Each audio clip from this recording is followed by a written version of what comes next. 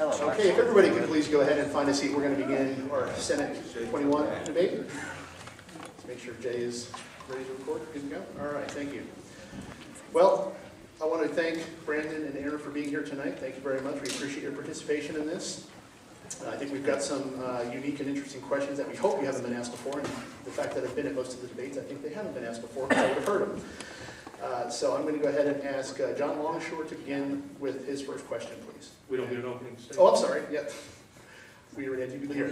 We'll allow you a 3-minute opening statement. So, and we'll go ahead and start with Brandon, please. Is this on? Can y'all hear? Yes, there you go. Well, hey, I want to thank y'all. Thank you for putting this on, Republican Party. Thank y'all for coming. I was just telling Aaron, y'all are the diehards because I think people have a little fatigue on debates. We've had a lot of them, and we had one last night, a little forum. So, but I also want to introduce my wife, Chantel. Chantel, thank you, and Courtney's here, my daughter.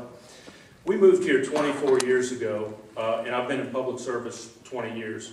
And we moved here from New Orleans. I grew up and was raised, went to LSU undergrad, got an MBA from Centenary. And when I finished business school, we wanted to move back to New Orleans, but we couldn't because there were no job opportunities. The elected officials didn't reinvest in education, and consequently, they had the worst K-12 education in the country, which led to high crime rate, crumbling infrastructure, and jobs not only not coming there, but leaving there. So Chantel and I had to make a choice between Dallas and Atlanta, and we chose Atlanta. It was a great choice. And, but I've made it my mission since I've been here to make sure our kids and your kids can come back here and find a job and not be able to come back here if they choose to when they come back from college. I'll be very clear, government does not create jobs. The private sector does. But what government can do is create a conducive environment for job creation. And that's what I've been all about. That's what I do for a living, economic development.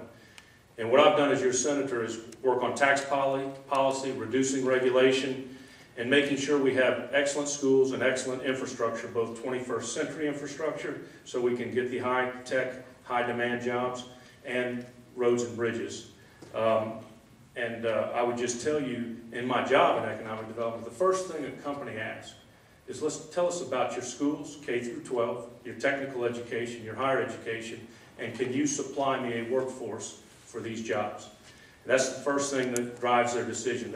But I will tell you one of the things I have seen in my 14 years, CEOs used to decide where they wanted to go based on where he or she wanted to live.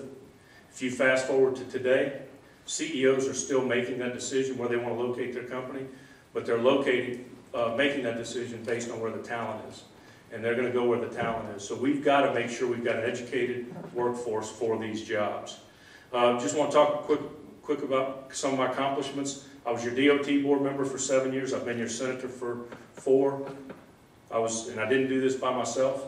I had help from Buzz and the commission and the mayors. But we got 575 at Ridgewalk Interchange done, $25 million project for the new Outlet Mall. We were able to secure $9 million to build the road from 20 to 140 to build Northside Hospital, and that's going to create 1,000+ jobs and a $500 million investment. So that's a good investment, good return on your investment. And then I was also able to get the funding from State Highway 20, from federal funding to state funding. I'll tell you a little more about that later and what that means to you as a citizen.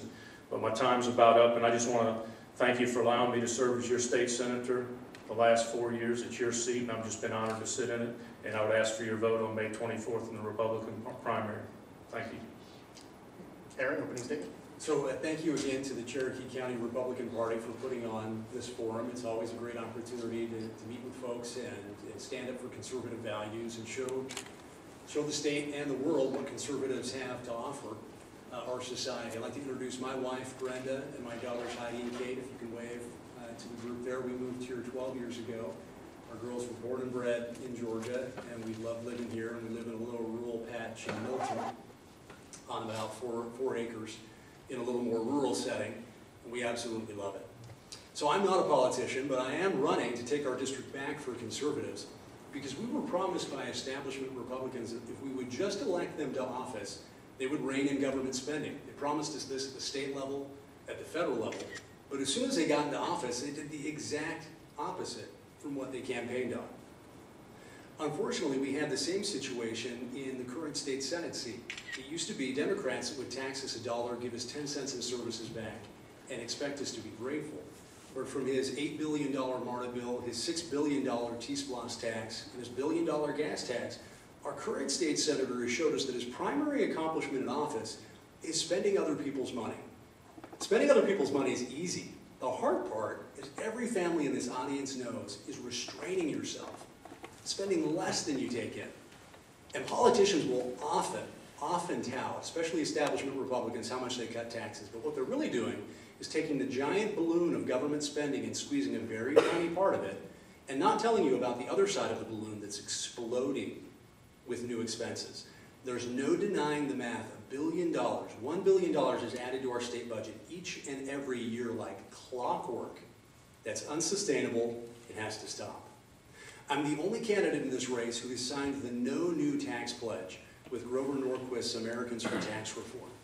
I'm the only candidate in this race who's been endorsed by Georgia Right to Life and certified by Georgia Life Alliance. I'm the only candidate in this race who's been endorsed by Concerned Women for America, one of the largest conservative organizations in the country. I've received the highest possible rating from the National Rifle Association. And besides espousing these conservative values, I've committed to focus on improving traffic first and foremost in Cherokee, ahead of Atlanta, and spending time in developing what we need to have in this area so we don't have 70% of our residents commuting outside of the county to work, but that we can build areas where we work, live, and play in Cherokee. I promise to fight for religious freedom against the attacks of my opponent's employer. I promise to continue to fight against small business regulation and needless red tape that slows your ability to start a new business, slows your ability to create economic prosperity. In short, we need Republicans who vote like conservatives, not liberals.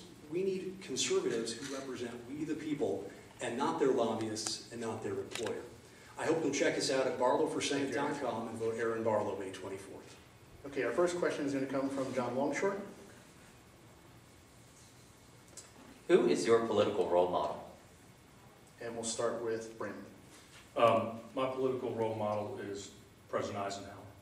He was a great military leader, but when he came back from the war, we didn't have an interstate system. And if it wouldn't have been for his bold vision to build an interstate system, we wouldn't have one today. I want you to think about this. Between 1956 and 1970, we built 46,000 miles of interstate in the United States. I'm here to tell you with the regulations that the federal government's put on us, we couldn't build 460 miles of interstate. So thank God he had that vision to do that. Because I will give you an example to put it in perspective. West Side Parkway from Mansell Road to where Topgolf is over in Alpharetta, it's less than 2 miles. You know how long it took us? 11 years. Because there was a creek that was no wider than this between Aaron and I, basically. They found an endangered species. We were using federal dollars. We got an earmark at the time from Congressman Isaacson when he was in the Congress. They found a snail. They studied it for 6 years. That project was supposed to cost $16 million, but because of the delay, right-of-way went up, construction costs went up, concrete went up, labor went up. It cost $9 million more. That's crazy. And so that's why I'm so happy that Eisenhower had the vision and was bold and made a big decision to build an interstate system. Thank you. Aaron? So my biggest role model is Jack Kemp. Jack Kemp showed that conservatives have the solutions to problems created by liberals. Think about the problem we face today. Conservatives are an endangered species. Our federal government has taught 4 generations of Americans that the better way through life is dependency at the government trough, and not prosperity through personal effort, through entrepreneurialism, through starting businesses. We laud and applaud those who get away in society of living off the government trough. But Jack Kemp showed us that we can be creative as conservatives and go into poor communities and show them how to empower business, how to empower small business, how to empower individuals to live the American dream and divorce themselves from the dependency and the wicked web of welfare that's trapped them for multiple generations. And I'll give you an example of how his model has inspired me. I have become affiliated with a number of not-for-profits that are especially good at helping individuals get the right sort of job training, mentoring, and coaching they need to transition from extreme poverty. I mean, parents living under bridges, parents on drugs, but these kids want out. getting them the training they need, getting them in IT jobs, entry-level sales, entry-level admin. And at the end of these programs, these kids end up 95% retention rate. They don't fall back into poverty, making $37,000 a year on average. That's transformational for somebody who's stuck in poverty and for somebody who's just at the beginning of their career. So what I'd like to focus on are conservative solutions where the state partners more aggressively with these sorts of not-for-profits, where we show the whole nation and Georgia that conservatives have the solution to the poor community's problem. And if we ever want to win the presidential election, we're going to have to make meaningful progress in converting government dependency into conservative prosperity. Thank you. Next question from Joshua Means. One of you mentioned no new taxes.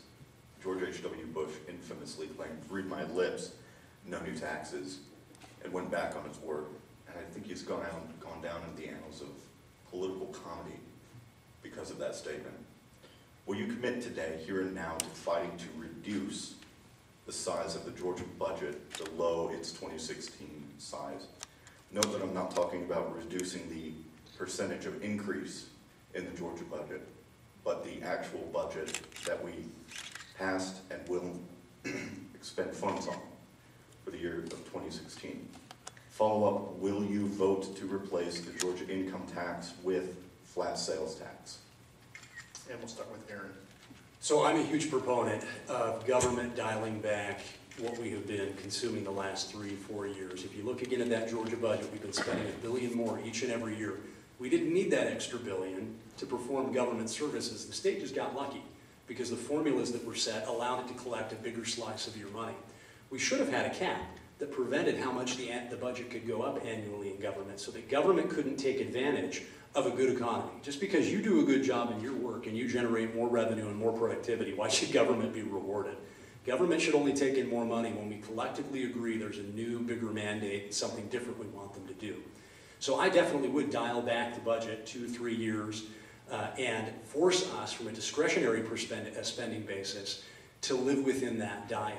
That would do two things for us. One, it would reduce the absolute budget dollars that we spend, but two, it would immediately free up funds that we had been spending on operational expenses and office expenses for transportation projects here in Cherokee, for building out and expanding roads that need it, for building through roads to make the connections that will prevent or allow our citizens to avoid the zigzagging commute pattern we currently have, and allow people to get more straight north, south, east, west, depending on which way they're trying to go.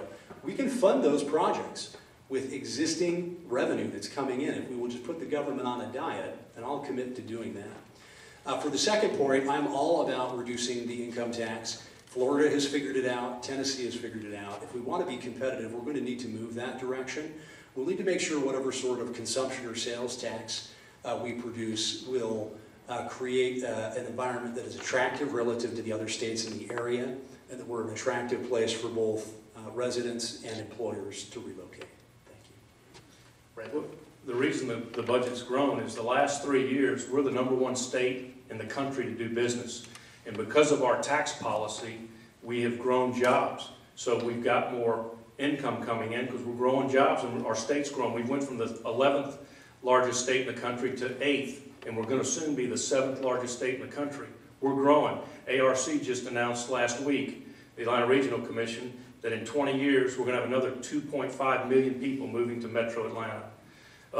That's like taking the whole area of Mecklenburg County, not just the city of Charlotte, but the Charlotte metro area, and dumping it into Atlanta region. So that's what's happened. It's our tax policy that's helped us grow business, and that's not a bad thing. As far as income tax, I voted to reduce the income tax from 6% to 5.4% this year. And I'm all for reducing and really eliminating the income tax and going to more of a flat tax like we did with the gas tax. Okay. John, your next question, please. Do you believe that an opportunity school district can be compatible with the idea of local control? Let's start with Brandon. Well, I will tell you, I did vote for the Opportunity School District, and I voted for it because there were 141 schools on the list, and they were all in urban areas of our state or in very rural areas of our state. We didn't have one school in District 21 on the list, And I do know there are some needs in rural areas that are just not as fortunate as we are, that don't have the great schools and the high SAT scores that we had. But here in Cherokee County, I believe in local control. We've got a great school board. We've got Dr. Brian Hightower. Dr. P did a great job, but they had a succession plan. Dr. Hightower is going to do a great job. And I believe in local control and letting the teachers teach and the principals administrate, and we can get things done and be innovative in our education. Dual enrollment, move on when ready, is very important so we can get kids ready for the workforce. We have kids now graduating from high school and on the same day getting a 2-year degree from a technical college. And those are good things. And if you look at some of the innovative things that Cherokee County schools are doing with welding and training nursing and so on, it's really cutting edge. And I do believe we're the model. I can tell you that we have 56 senators down there at the Capitol. 55 of them are envious of our schools. We're #1, SAT scores. Aaron? So I do think those are in conflict. It's impossible to be in favor of school choice and local control and the Opportunity School District. For those who don't know, the Opportunity School District says that if a school fails consistently to meet certain metrics, that the state government can take it over. I believe that's the definition of central control and not local control. So it's political doublespeak, and we should be honest with each other. Who cares about political races? There are trade-offs we make in society, so let's either say that you're in favor of centralized control or you're in favor of local control. I prefer local control, and outside of Cherokee, there are school districts that are in such a horrible shape that I do think we need to be innovative, but not through a centralized control approach. I'll mention one group that I work with. Many of you know Junior Achievement is a wonderful organization that helps educate children on how to manage their financial life. Well, they have started a revolutionary program in Banneker High School. That's in South Atlanta, College Park area, very rough area, low-performing school. They have taken over the teaching of about 140 students who had to apply to attend their own high school, but to be taught by Junior Achievement teachers. And these are folks who come from the business community, from other teaching settings. They just want to give back. These are heartfelt, dedicated, wonderful, special teachers. And these students, their performance is transformational. They went from almost none of them meeting equivalency in math to over half of them in a very short period of time. That was in a partnership with the local school district. It wasn't done from the state. Nobody legislated it. It was not-for-profit working proactively with the school district that wanted it and with parents that wanted it and were open to it and hungry for it. And I love that sort of local control where communities can get together and decide what the right solution is for them, so we don't have a one-size-fits-all top-down approach to education. Okay, thank you. As a reminder, you can come up to the front and take a index card and ask any questions of our two candidates here. And I've got a couple of good questions here. Currently, I pay fire and emergency services in my city and also in my county. Is this double taxation, and what would you do to remedy this? And we'll begin with Aaron. Well, there's always opportunity to look broadly across the county and determine where reform is needed. When we first moved to Georgia in 2004, we were living in Cobb County, and we lived in Smyrna. We had this exact same problem where the city taxes and the county taxes were hitting us. And it was absurd. If we just lived a couple streets over, our taxes would have been, I don't know, a third of what they should have been. I'm looking to my wife for a correction there to make sure, but it would have been about a third what they were just for living over the line. And I'm not sure how much our services would have changed. So, look, I'm a pragmatist, I'm a business person. I would want to lay out the very specific facts about what you're paying in your different municipalities and understand what you're getting at the city level, what you're getting at the county level. And then what can we do as a state delegation at a county level from a local legislation perspective that makes it as simple for you as possible to make those sort of life decisions. Are you getting the best value for your money? Is that the sort of place that you want to live next time you're planning on where you want to move? And then collaborating with local government as well to iron out any sort of inequities or strangeness, so to speak, in those tax rates that can be fixed. Brendan? Well, Aaron and I both live in Fulton County, and we pay a lot of taxes. But I can tell you that when we didn't have the cities, we didn't have any representation up there. We didn't have fire, we didn't have police. Now that you have the city of Milton, the city of Johns Creek, the city of Sandy Springs, we have adequate police and fire. And that's the main thing, is that we get the public safety that we need. I'm willing to pay for it. If my house is on fire, I want someone there as quickly as possible. And we have great public safety and and fire, police and fire. So I do think we could work on that as far as the double taxation, and we should continue to work on that. I will tell you, our state, we're number 50 in taxes. Where we're hurting in taxes and getting taxes at the local level. So I would tell you we should work with the county commission and the cities on trying to alleviate those both being taxed. Okay. Brandon, we had a question submitted for you, but I think it might be applicable to ask both of you this. It's asking you to please explain your malpractice bills. Well, let me tell you something. I'm the only senator that has introduced anything to undermine Obamacare. We can't take it anymore. I have 20 employees, 22 now, 22 employees, all right? Every year, my costs are going up, my premiums 15 to 20%. That is unsustainable. We can't do it. One of the things that I've learned is that I served on a hospital board, North Fulton Regional Hospital. And when I first got on that board, I'm a sales and marketing guy, I heard them talking about defensive medicine. I said, what's defensive medicine? That is when, and the doctor told me, he said, we order tests we know we don't need to order, but we do it to cover our liability so we don't get sued. And if we do, we can say we ran every test possible. Do you know what that amount is? 82% of the doctors admit to practicing defensive medicine in the state of Georgia to the tune of $14 billion a year. So what I was trying to do is cut out the medical malpractice. We had a medical malpractice bill that was passed in the legislature before I was there, tort reform, but it was overturned by the Supreme Court. What this was going to do was going to go from the court system to administrative panel system to where you would have judgments and you would get judgments quicker for the patient. Because right now, there's a real myth that if you go to court, only less than 1% of medical malpractice cases go to court. They're all settled out of court. And you know who makes the money? The lawyers, the expert witnesses, and the court. The patient gets very little of the money. So this would be very good. It would be patient-centric and good for the patient. So that's what I was trying to do, is reduce your cost on health care. I think with Obamacare, we have got to do something at the state level to attack health care costs. And I'm going to make that my mission next session. Aaron, your thoughts? So I appreciate the concerns about Obamacare. The problem with Senator Beach's patient injury bill is it is Obamacare. It creates a government mechanism to take away what previously had been determined by individual choice.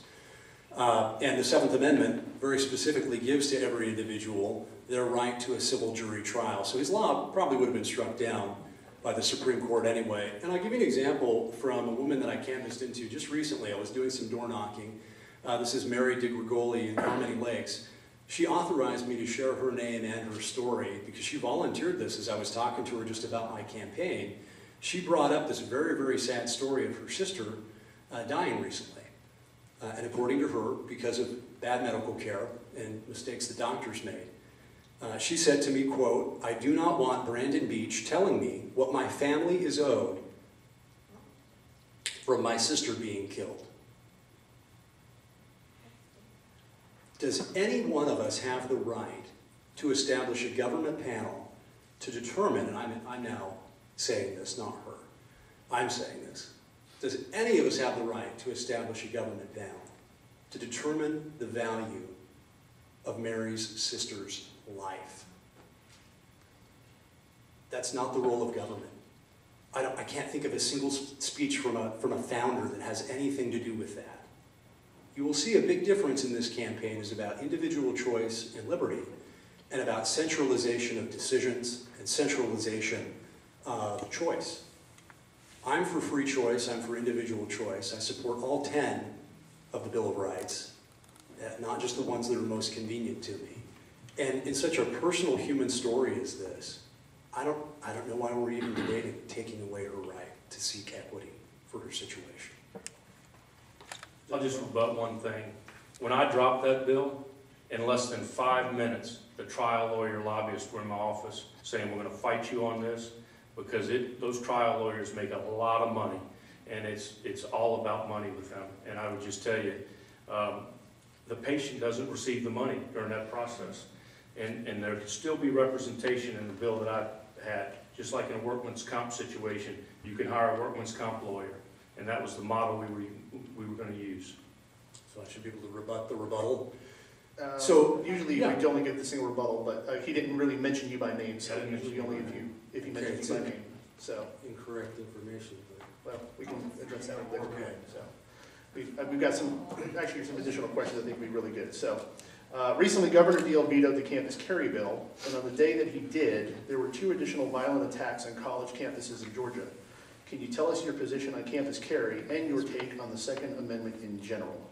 And we'll begin with Aaron. So as I mentioned in my opening remarks, I've received the highest rating from the National Rifle Association that a candidate can receive. In a free society, we have to be able to protect ourselves, and unfortunately our society has become so full of crazies, be they ISIS and ISIL, homegrown wackos, homegrown whatever you want to call it. I really don't understand why we aren't encouraging the active training and use and capability on the part of every citizen to defend themselves in any number of ways. We have to have a society where people are able to defend themselves. To take away that right from law-abiding folks exposes them to more crazies, more wackos, more sick individuals who go in like a wolf amongst sheep and tear them apart. We can't have that. The alternative is a police state. And other countries have tried police states. They don't work out very well. They tend to break down over time. They tend to be awful places to live. And I don't think that's what any of us want, at least any of us in this room, want to see America become. So I really don't understand Governor Deal's motivation. I don't understand most of his vetoes this session. I really think he decided to convert to the Republican Party out of pragmatism and not out of principle. Now that's just based on his actions. I don't judge people's words, I judge their actions. And he is not acting like a conservative Republican. And I'd like to see all of our leaders stand up for conservative principles, be they the Second Amendment, taxation, social legislation, what have you. Brandon? I have a very, very pro-second record. I've been endorsed by the NRA and Georgia Carry. I'm the only candidate to get both those endorsements. I voted for campus carry. I support it. I support your right to have a gun and bear arms. I bought my wife a 9mm a couple years ago, and we've been to sharpshooter several times to get her trained. She's actually a good shot. But I got to tell you that I respect Governor Deal a lot, but I'm very disappointed in this veto because both the House and Senate passed this bill overwhelmingly, and I just believe if you go through the background checks, you're 21 years old, and you have the right to carry a firearm, you should be able to carry it. So, again, very pro-Second Amendment. All right, we're going to begin our questioning again with Joshua. This is a question that sort of relates to the last question that was asked, you just answered. Between college student demands for safe spaces from opinions they find offensive and the free speech zones that seem to be cropping up all over our state's public universities. These free speech zones, if you're not familiar with them, they are usually a painted box or an area of mulch surrounded by pieces of wood with a sign that says free speech zone. Many people believe these abrogate or regulate the practice of free speech. It seems the exercise of our constitutional rights is under attack at our places of higher learning. Are there any circumstances under which you would support exempting publicly funded universities from the burden of protecting Americans with our Bill of Rights? In other words, are there any circumstances under which you would allow a government entity to disregard the Bill of Rights and how it treats its students and visitors? No. Begin with Am I Brandon. first? We'll begin with Brandon. Yeah, no, I wouldn't. Listen, when I was at LSU, they had an area right outside the bookstore where you could go do free speech. And I mean, everybody stood up on this kind of this brick deal that was about this high, and they would speak their mind, and it was free speech. And I'm not going to ever do anything to limit free speech. I think we've got to have free speech and protect the First Amendment. So, no, I would not agree with that. Aaron?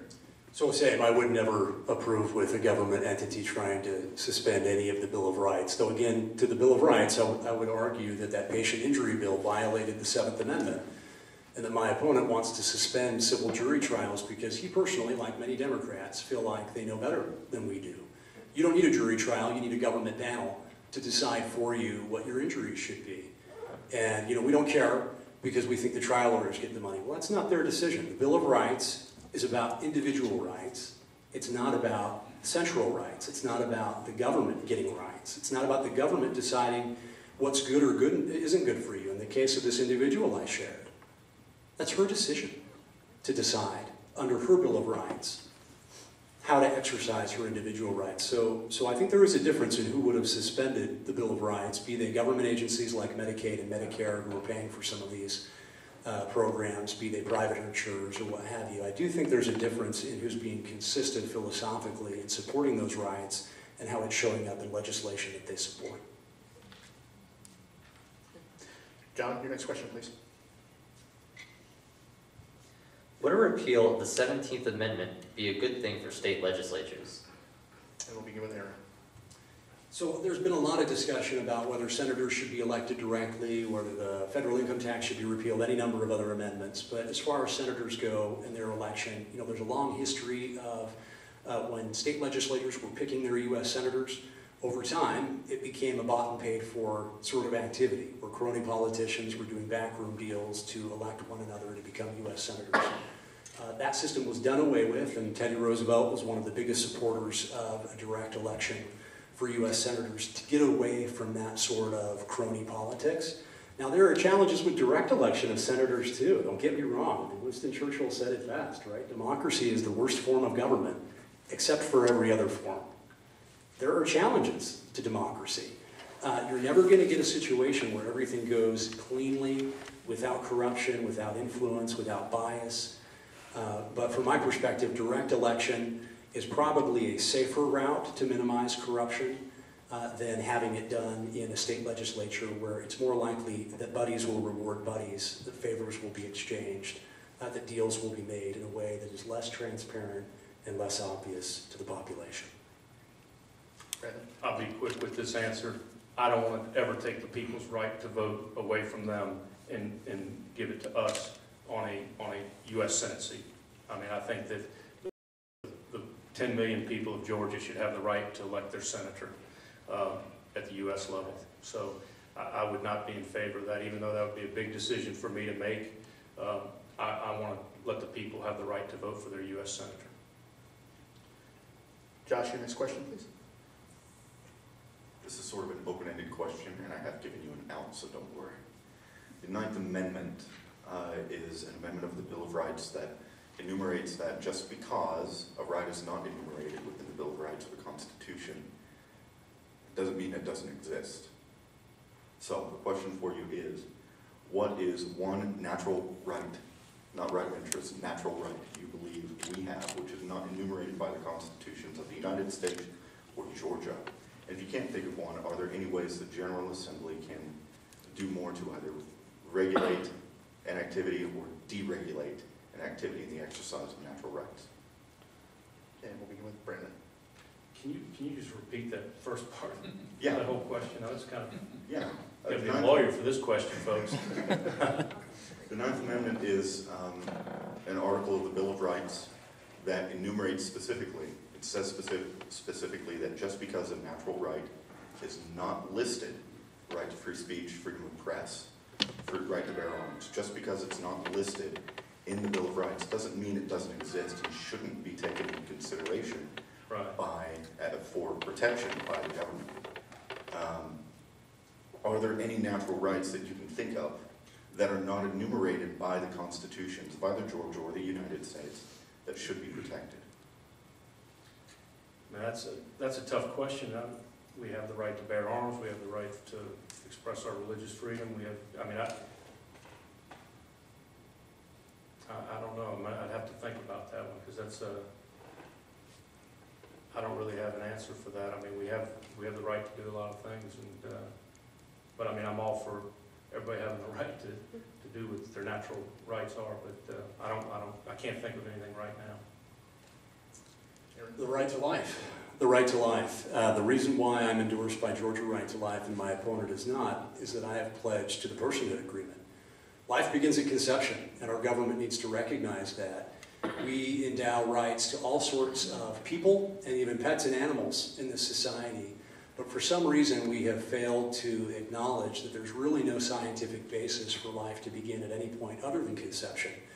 And to enshrine that in our rights and to acknowledge that, certainly as a state legislature is always available to us, Georgia Right to Life has made it their top priority to ensure that personhood is enshrined in civil rights across the country. And it's something that we can't underemphasize. We are so harmed as a society by the terrible curse of abortion, by eliminating from our presence these wonderful spirits from God who could be blessing our lives. It's often said that 80% of the Down syndrome babies are aborted in this country. 80%. In some societies, Down syndrome's babies are referred to as, and this is in Asian societies in particular, as those who follow the way of happiness. Isn't that a wonderful way to characterize Down syndrome? Those who follow the way of happiness. Don't we need some more people in our society who follow the way of happiness? Don't we need all of God's spirits here on earth? And who are we as a society to deny the rights to the most defenseless among us just because they can't speak for themselves and can't represent themselves fully? So I would love to see personhood at conception enshrined in the state legislature, at the national legislature, in our constitutions, and in the Ninth Amendment, were it to be listed. I'd just like to rebut one thing, because you did mention this.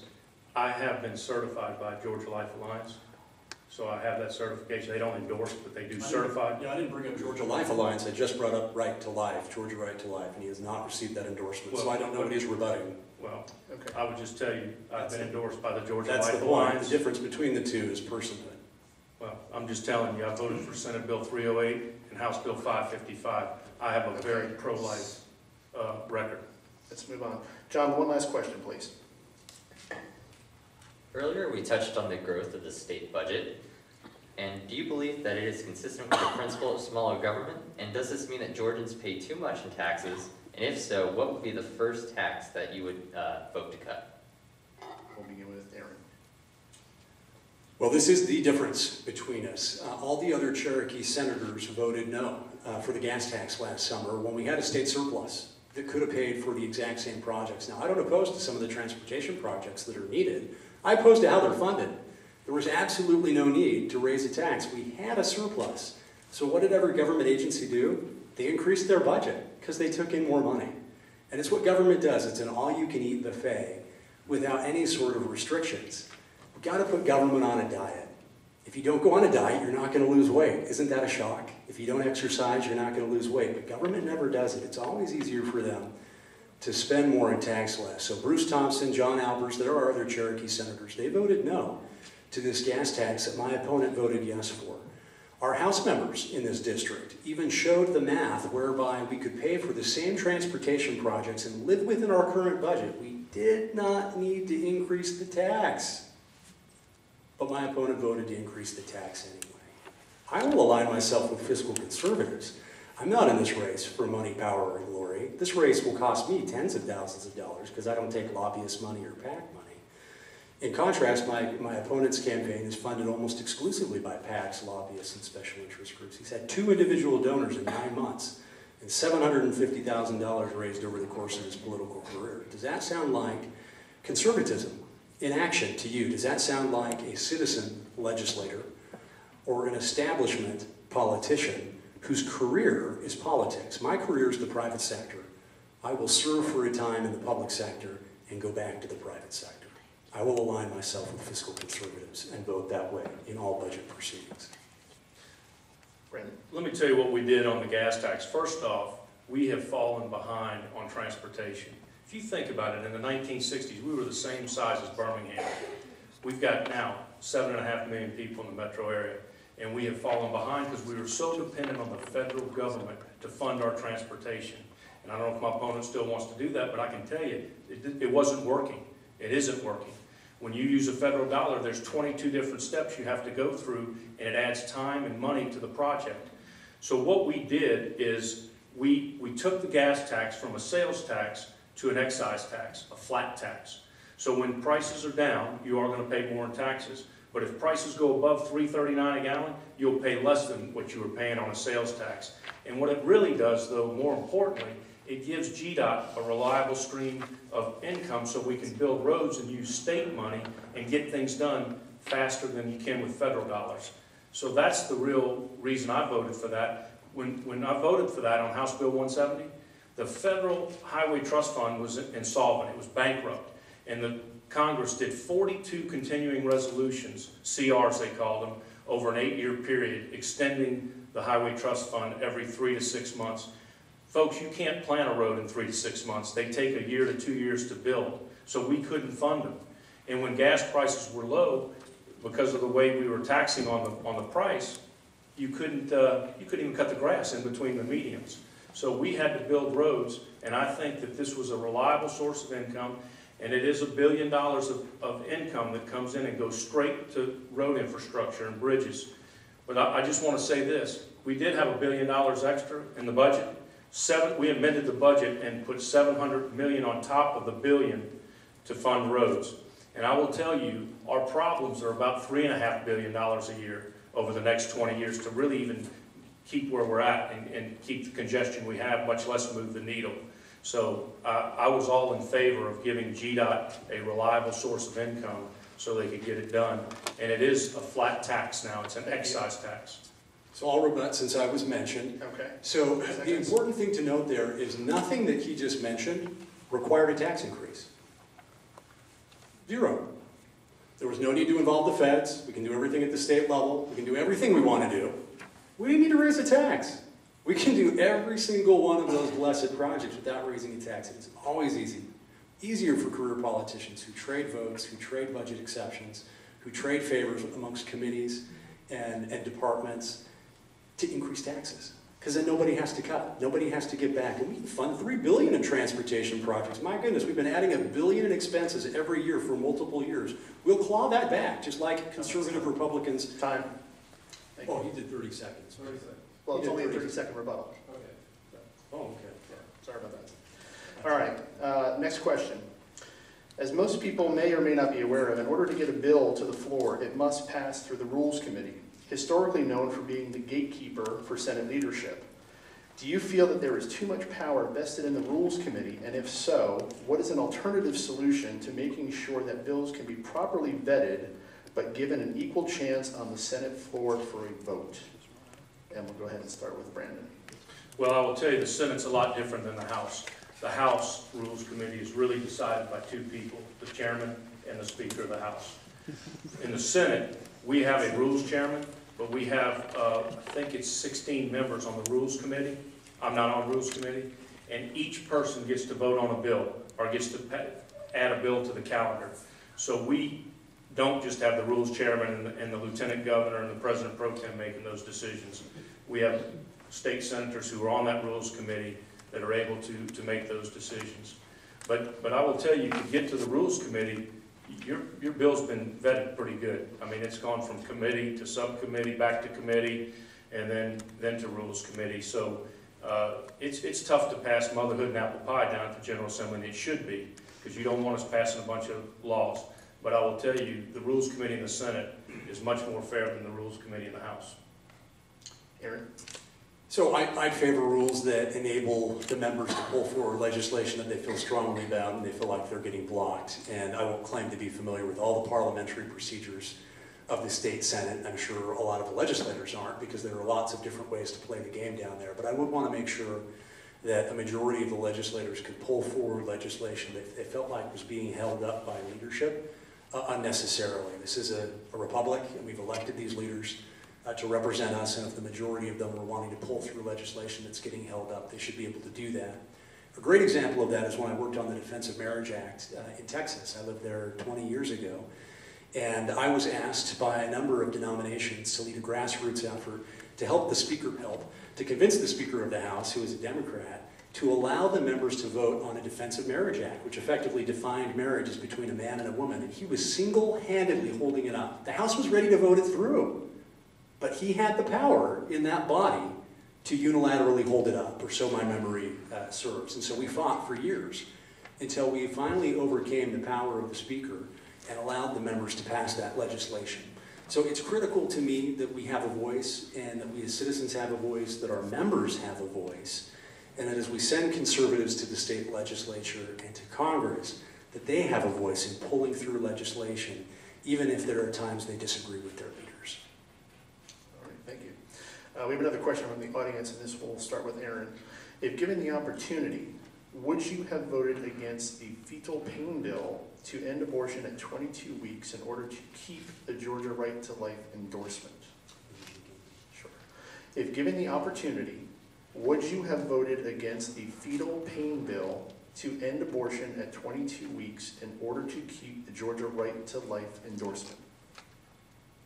So I'm not in favor of a bill that supports any form of abortion. I'm not familiar with that particular bill, so I can't comment on the nuances of what was in it, what it contained, and what it was meant to do.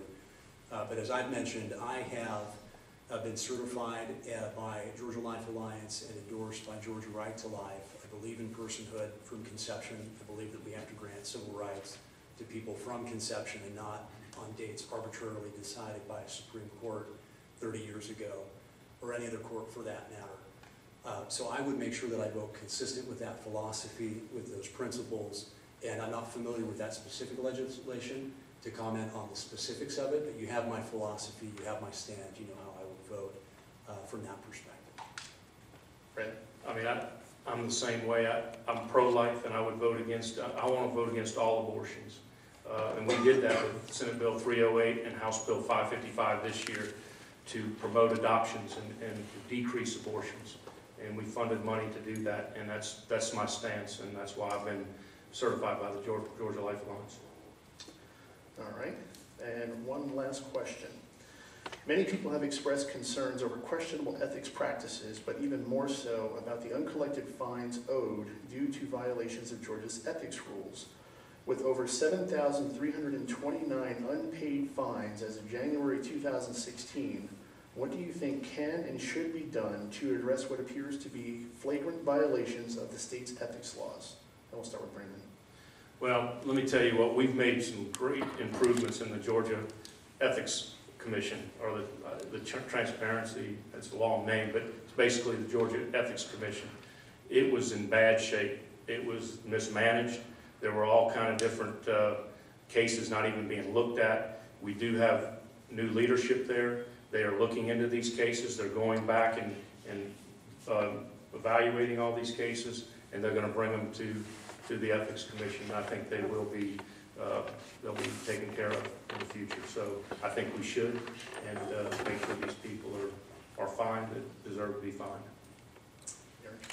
So I won't claim to have done a personnel review of that department. I have had many people tell me about that department and the history of it. And I would have concerns in two areas. One, as a business person, I always make sure I hire people who are more talented than I am in the function that I hire them for. And I would do the same thing here. I would make sure that the personnel that we have in place there come from private sector, maybe public sector organizations who excel in compliance and security. Think of auditing firms. Think of technology security firms. Think of private organizations running billion-dollar companies that rely on integrity, security of process, procedure, auditing, all those sorts of things. We've got to make sure we've got people like that in our office. You've got to have the right people. If you don't have the right people, no number of processes will help you. Process is what you do when you don't have the right people. But in addition to that, we've got to make sure that the scope of the ethics complaints is fulsome, and that we are truly holding ourselves accountable as public servants to the standards that Georgia has set for transparency. That includes interests that we have outside of the chambers of legislators and of offices that people serve in government. In the federal office, it would never be possible for somebody to be the CEO of an organization that lobbies the legislature and be a member of the legislature. And yet we have members of our own state legislature that do just that. We have members who hold business interests that aren't fully disclosed and understood, and are participating in legislation and legislative creative processes that directly impact those personal business interests. We need to increase the transparency and hold ourselves accountable for everyone's benefit. For honest people trying to be honest, transparency protects them. For dishonest people trying to be dishonest, transparency protects us from them. So I would encourage both equality of personnel and equality of scope of what qualifies as an ethics violation in our chambers and bodies. All right, thank you. Well, that's going to complete our questioning, and we're going to go ahead and move into our final statements, 3 minutes each. We'll begin with Brandon. I thought I went first on the opening statement. Well, That's fine. Okay. I'll go. You okay with that? Yeah. On May 24th, you're going to hire one of us to be your state senator, and I believe the choice is very clear. We have my opponent who's lived here less than a year from Chicago. He's only voted in one state primary, Republican primary, in the past 10 years. And because he's only lived here 8 months, he's just not invested in our community. On the other hand, you have someone who has a proven track record of results. In the last 4 years in the Senate, I have voted for 14 tax cuts. I sponsored legislation to change the gas tax from a sales tax to an excise tax, which is a flat tax. I was the only senator to introduce a bill to undermine Obamacare. I've always voted pro-life, Senate Bill 308, House Bill 555. I have an A rating and the NRA endorsement and the Georgia Carry endorsement, so I'm pro-Second Amendment. And I also co-sponsored and voted for SB 129, which is the religious liberty bill, Josh McCoon's bill, that the governor vetoed. I would just tell you, my 20 years of public service, 7 years as your GDOT board member and 4 years in the Senate, I have delivered for you. And I haven't done it all by myself. I've worked with Northside Hospital. I see Mr. Hasty out there. I've worked with Commissioner Ahrens, and I've worked with the Mayor Hopgood of Canton. We've gotten some projects done. The interchange at 575 in the Outlet Mall, which created jobs. The road between Highway 20 and 140 that created 1,000+ jobs and a $500 million investment, but more importantly for you, cutting-edge health care that you're going to have. Highway 20 funding, from federal to state funding, saving you, the taxpayer, $18 million and expediting that project 4 years ahead of schedule. And finally, the airport expansion. We expanded the runway to take jets. Finally, my opponent says we need to take District 21 back. Folks, we haven't lost our district. District 21 is the envy of the other 55 senators at the Capitol.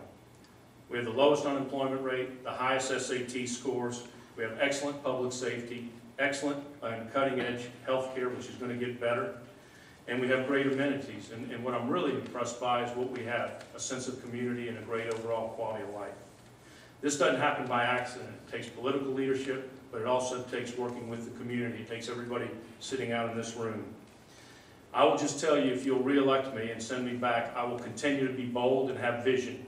I want to tell you a quick story about another part of my district.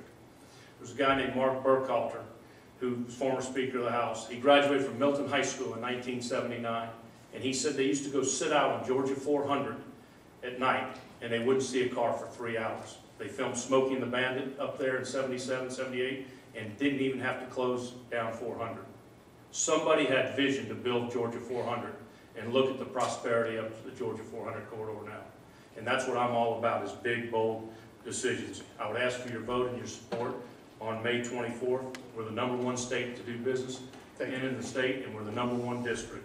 So let's stay #1, and please vote Brandon Beach on May 24th. My website's beachforsenate.com. Thank you. Thank you, Brandon. Aaron. I'm running for state senate because we've been betrayed by those very establishment politicians who promised to be conservatives and continue to in their campaigns and when they're running for office, but their voting record is the exact opposite. I would not be running for this office if I did not think I was running against the Nancy Pelosi of the Republican Party. This man has introduced the most liberal legislation from a fiscal and social perspective the Georgia state has seen in decades. He believes that the only way to win this race is for this group and all of the district to have collective amnesia about his $15 billion in new taxes. Forget about those. In his socially liberal bills, forget about those. And in attacking the birthplace of my children and wife. You heard it here, and I'm glad this is on film, that he said that I'm not from here, that I just moved here 8 months ago. I'm really shocked because these are the birth certificates of my children from 2005 and 2006 at Northside Hospital. Brenda, did you give birth to my children in Atlanta? Did we move here in 2004? Thank you. You are not participating in this debate, Beach family. These are the birth certificates of my children. Your children can talk later. These are my children, and you are blasting them out of the water with tens of thousands of dollars of media spend, attacking them, saying they're not from Georgia. Here are their birth certificates. We moved to Cobb County in 2004. We chose it to raise our family. We invested in our church, in our neighborhoods, in our friends, in our family. We love Georgia. We live here. We moved to Milton in 2011. Here's my utility bill from our first one in Milton in 2011. What a shock. We have utility bills, childhood records, birth certificates from anybody who wants them. This is the biggest PolitiFact lie in Georgia state history. Something so easily refutable as where my children were born, where they were raised, where they went to school, where we go to church, who our friends are. You've got to be kidding me. I am not a politician, people, but what a rude awakening for me. To try to run as a conservative Republican and have the only response be not policy. My opponent won't debate his issues. He won't debate his $15 billion in taxes. He attacks my wife and children. He denies they ever existed in Georgia, that we ever lived here for 12 years, that we ever sacrificed to be a part of our community and to integrate ourselves with people we love and have home to our house and whose houses we go to. It's a shame. And I can't believe that the Republican Party puts up with it, frankly. That we would resort to such kindergarten, bully, schoolyard tactics. He issued a mailer as though it were from me, as though I were from another state. I was surprised that wasn't illegal. Apparently it's not. I am not going to issue any mailers that appear to be from his campaign, that say things that are untrue about him. I have never claimed that Louisiana politicians are not the modicum of honesty and integrity as they are known for throughout the nation. I have never tried to dispute that fact. And yet he has tried to attack me in every personal way possible, and he had a few extra moments. You know, the conservative organizations who have endorsed me, you know I'm spending my own money. You know he's spending other people's money, and he can only attack a 10-year-old and a 7-year-old to get elected. Thank you both for being here. I appreciate your time. Appreciate you being here. We could all please give them a hand for being here.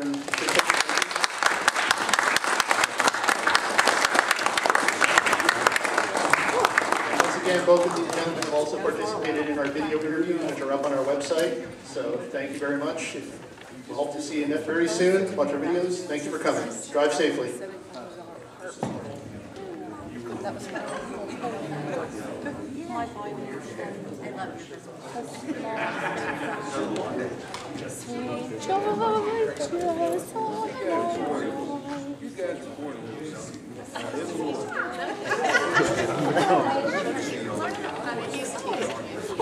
Signs out. Get your signs out there.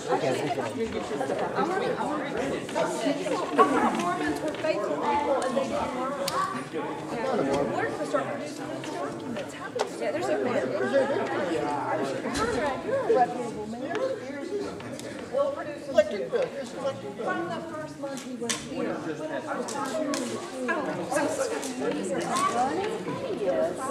What's that? Showing his Chicago address. He lived in Chicago for 4 years, until a year ago.